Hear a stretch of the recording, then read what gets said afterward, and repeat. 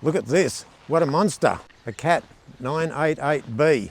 G'day, I'm Bruce and I'm here today to have a look at these couple of big Cat loaders that are coming up for sale. These would be about 40 tonne, I would reckon, and they have a 3408 turbo Caterpillar motor in them. You can see up there 988B, and I'd say this one would be early to mid 80s.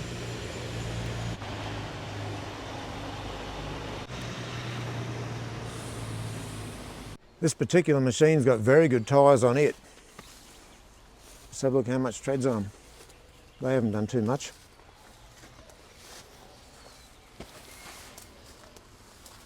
.35 by 65 by 33. Certainly a big wheel, all right. Look at that. You've certainly got a big bucket on her, all right. I don't know how many cubic metres it'd be, but a lot. It'd just about scoop our 910 loader up in one bite, I reckon.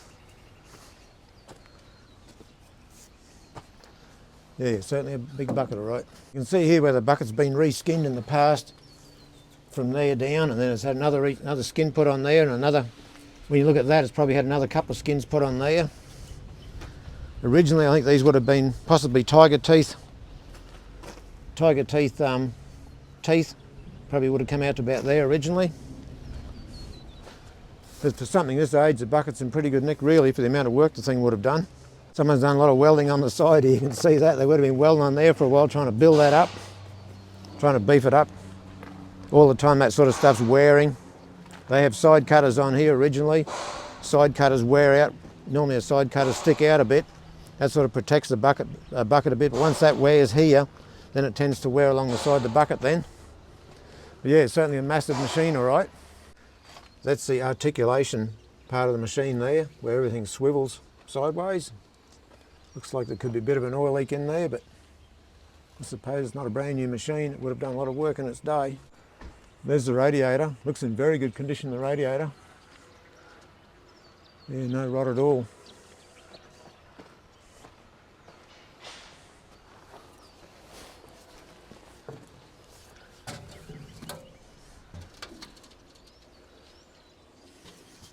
I'll just go and check the radiator water, which is up here.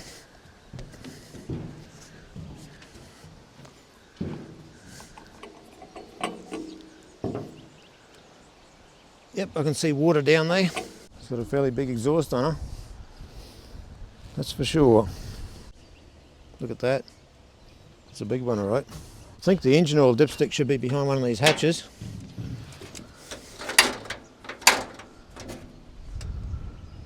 That looks like it there, on this one here. I guess one will be transmission oil, and look at the length of that dipstick.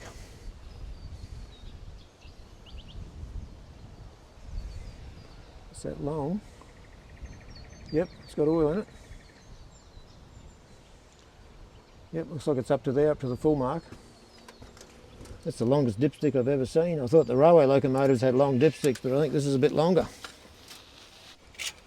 There we go. It must just be the filler. Oh, that'll be the filler to fill the oil up, to top the oil up, that's what that is.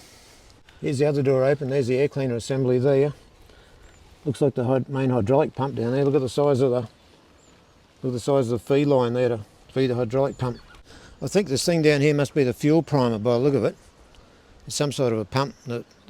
The lines are about the right size for a fuel line for that size engine.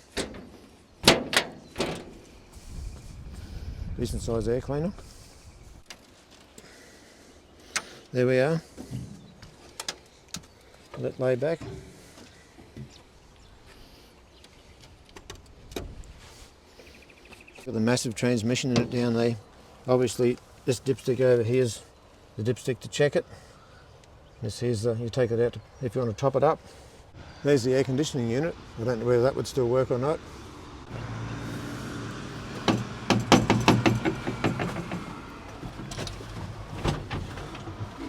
This one's set up with Murphy gauges. What do we got here? The temperature. See if the temperature gauge comes up. If that needle comes up and hits that other needle there, it'll either shut down or it'll have a light or a buzzer. This Murphy gauge over here works on the oil pressure, I'd say. and sometimes they have an isolating button to start because there's no oil pressure obviously as you're cranking when you first turn everything on alive. A lot of times on pumps and things you'll have to isolate that, you'll have to hold a button or whatever, and once it starts and it comes off this little lever here, goes up there, well you've got oil pressure, everything's set. But then if for some reason the engine runs out of oil or loses oil pressure for whatever reason, when this needle comes back down with no oil pressure and touches that other little lever, same thing, it'll either shut the engine down or it'll have a light or a buzzer somewhere, or sometimes both. There's the hour meter, 13,710, but that's what it says anyway. But there's all sorts of lights and all sorts of stuff on here. I don't know whether any of that still works or not, but there's a shot looking over the dash out of the windscreen. Look at the size of the barrels on the hydraulic cylinders there. Everything's big, all right. We're looking in the engine compartment there now, and it looks like the radiator could even be bigger than what's in old Wally. There it is, 3408 Caterpillar, turbocharged of course, an 18 litre motor. These start off at about 400 horsepower and go up 500 horsepower plus. Looks like that injector line there's got just a slight leak. There's a better shot looking across the engine from the other side. This is what it looks like looking underneath from the back end. Righto, we've given it a good check over. We'll see if we can start it. We'll give that a try.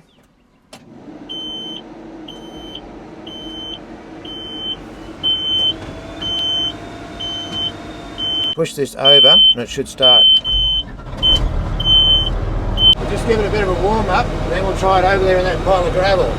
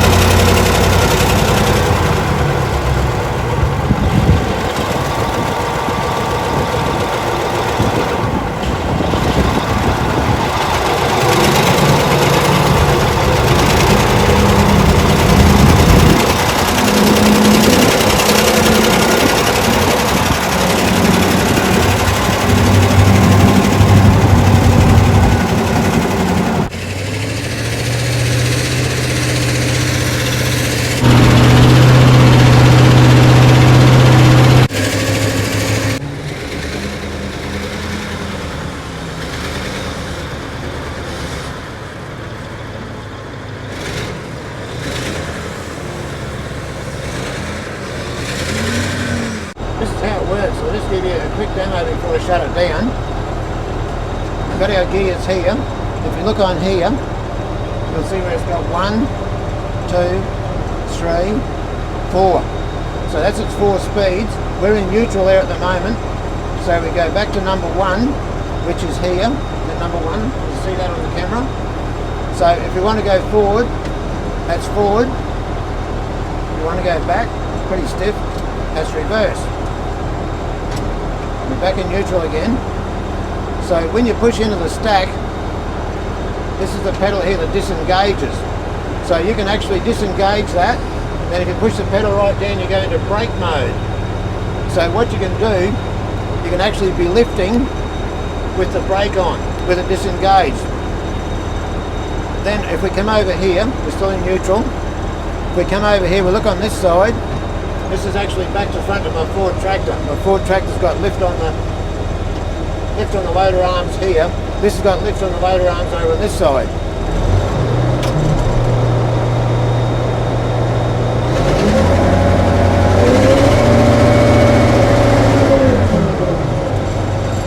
On this setup here too, you can lock that back. You just pull that back and it'll stay back, which is a bit of a trap. Then if we want to, as Shane would say, if we want to crowd the bucket or close the bucket, we pull this lever back. If we want to tip the bucket, we just push this one forward.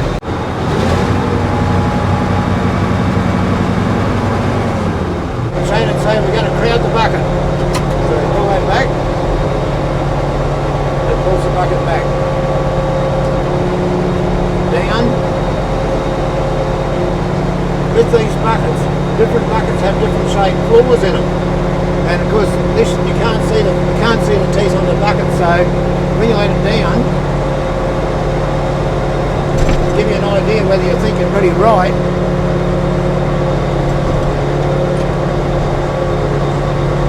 If you look at the bucket now, as I'm opening the bucket, when the bucket starts to rise, that means it's starting to rise now. See that? So that means the teeth are starting to dig in, which we don't want too much digging in because we're just working off a flat floor. So we bring that back until our bucket is pretty flat, which is going to be around about there. That's our start point. We push that down, we're starting to rise, teeth are starting to dig in. Bring it back until it doesn't go down anymore. So the floor of the bucket is going to be flat there now. I'm forcing down on the bucket in the standstill position to take the weight off the front half of the machine, feeling for play in the centre pin.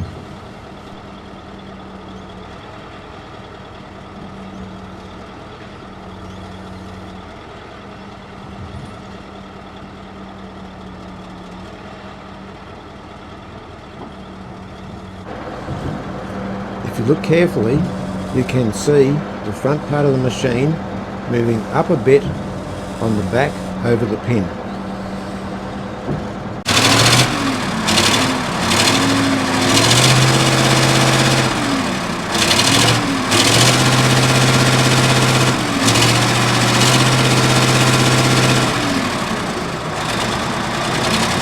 Well, we'll shut it down now. We've got our bucket and everything on the ground, which is how you always leave a machine, so it's nice and safe.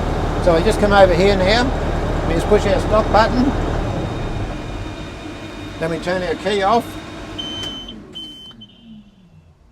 We've already got that set in neutral, which it probably won't start unless it's in neutral anyway, but it's always a good idea just to double check that you have got that in neutral in case the next person comes along and starts it up and the isolators have been disconnected or whatever, and if they rev it up, well, it can take off. So you always check that that's in neutral. You always have your bucket down. We'll just check on that. Nothing's changed. We'll check on this one. Bucket's right on the ground. Some machines you can let the hydraulics down when the machine's turned off. Other machines you can't. Other machines you've got to have them running to let the bucket down. I think it's got a bit of an exhaust leak where the exhaust manifold bolts onto the head. You can hear that tick tick tick sound when you're under load. It's still a pretty powerful machine, and by the time that bucket's full of dirt, well, who knows, it could be 7 tonne of dirt in there, could be more. See, it's got a Michelin tyre on here, very good quality tyres. That tyre would be worth a fortune. Here's another one, another 988B, which is also for sale too. So we might have a look at this one while we're here too. This one's got quite a different radiator to the other one. This one, the The radiator's in like a V configuration, and it's very fine fins. I've never seen that before. It looks in good condition, no sign of any leaks or any red rot. This one may be slightly older than the other one. The other one has probably got a bit better tyres on it, although there's nothing wrong with that tyre. But overall the other one's probably got 4 better tyres than this one. We'll have to have a look in around this side. Yeah, this one's missing the bottom part of the step and the side cover off the side. This one has a good idea, where it has the stairs up the side there, so if you want to look into the engine room or whatever, it's just a bit nicer. You can see the front tyres on the other one are definitely better than this one, but the back tyres are quite good. There's nothing wrong with the tyres on the back. There's the articulation setup. It's got a few oil leaks there, a bit like the other one. It looks like the bucket on this one's a bit shorter. The floor in the bucket on this one's a bit shorter than the other one. The other one probably sticks out a bit more. This one's probably worn a little bit more on the sides here too, down here. Let's climb up and have a look.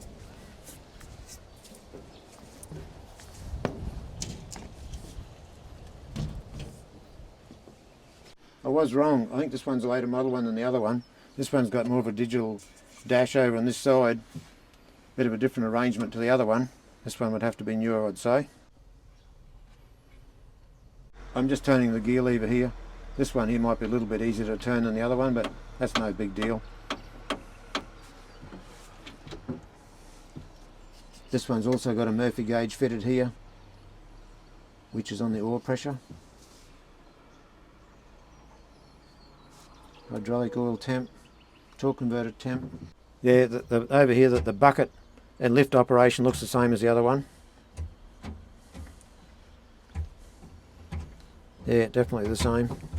This one's made a bit differently. This one's got like an open bonnet to keep it cooler, so the hot air can rise out of the engine room, I'd say. So that's probably a later model idea. I'll just check the radiator water, if I can get that open. Yep, I can see water in there. Looks nice and clean. No rust. I'll just have a look in the engine room now.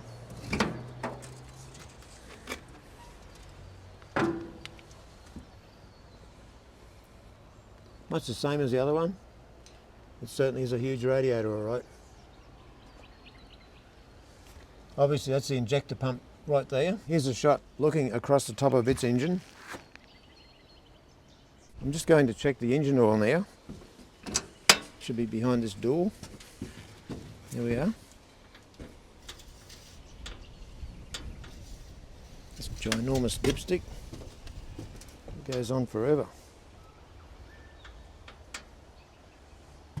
Here we are, it's down a bit. I'll take my glasses off so I can see.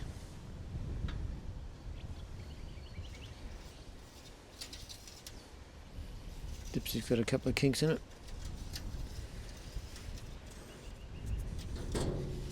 That's where you pour the oil in, top the engine up. We'll have a look under this panel over here.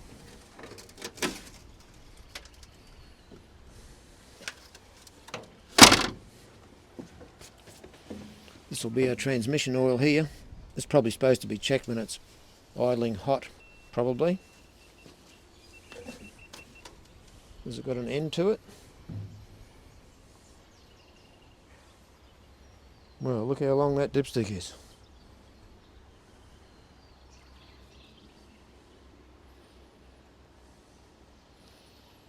It looks like it's got oil right up to here. But of course it's supposed to be checked when it's running. It says on the check with engine running. So that's probably why it's so high.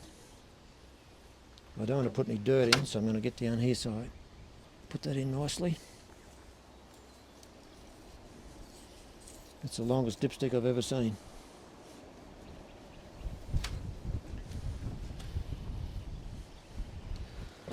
Probably been pulled in and out 100 times, 1,000 times even.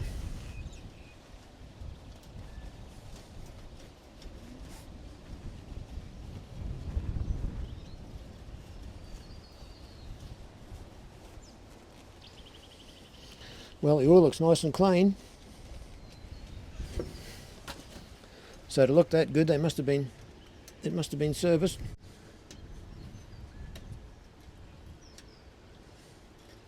Will that go back on? Yeah, that will go back on. Right, we've got that right. There's its transmission down there. Everything on a loader this size is getting pretty big. I'm just going to try and start this one. I don't know whether it will start. This one's been sitting for a while, so the batteries might be down. I'll turn that on.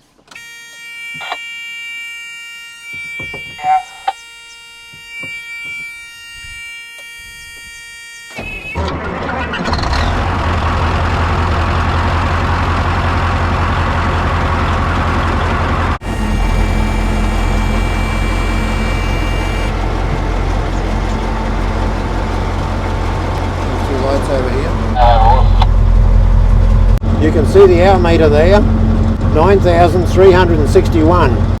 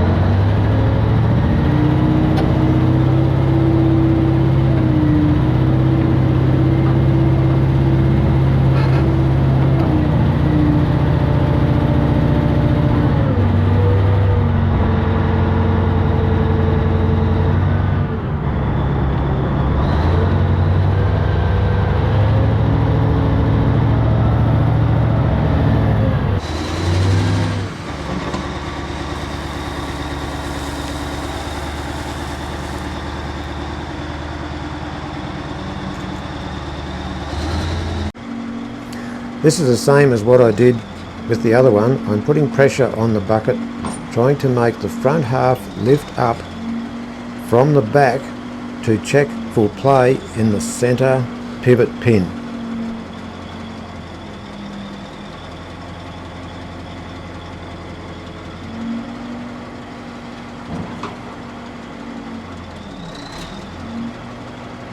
Well, they both start, run, fill the bucket, go backward and forward.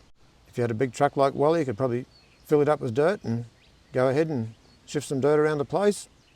They had another complete one, but it was pulled apart and the parts are spread around the place here. So we might go for a bit of a walk and have a look at the parts for the other one. And we're not quite sure whether they are going to sell the spare one in parts with one of these, or whether they're going to sell everything separately, or whether they're going to sell everything together. Just walking along here now, there's the diffs out of the spare one.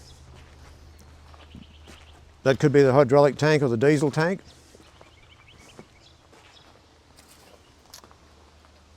That's probably part of it, but I don't know which part. I'm not sure. All the engine covers and whatever. That'd have to be part of it. Pretty good looking bucket. This bucket may be in better condition than the ones that are on there even. It looks pretty good. I don't know whether it would have a certified ROPS or not, but yeah, the other ones have got that on them anyway. That goes over the roof. Here's the tyres. Obviously that tyre's the pick of them, but still pumped up. Maybe not as pumped up as much.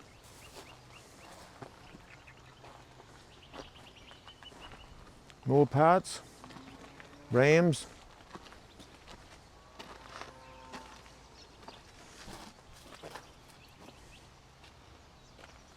I'm not sure what that is, whether that's the valve bank or not. Here is the bucket from the bottom side, and it is in surprisingly good condition.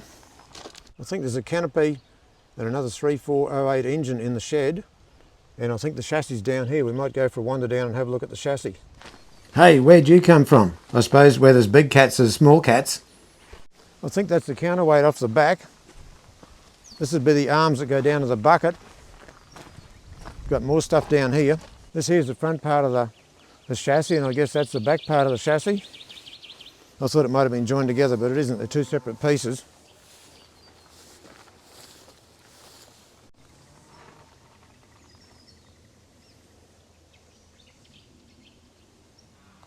I think I'd be a bit old to try and put it all back together again and try and make one whole unit out of all those parts. But there might be some young, eager person out there that's got plenty of spare time on their hands.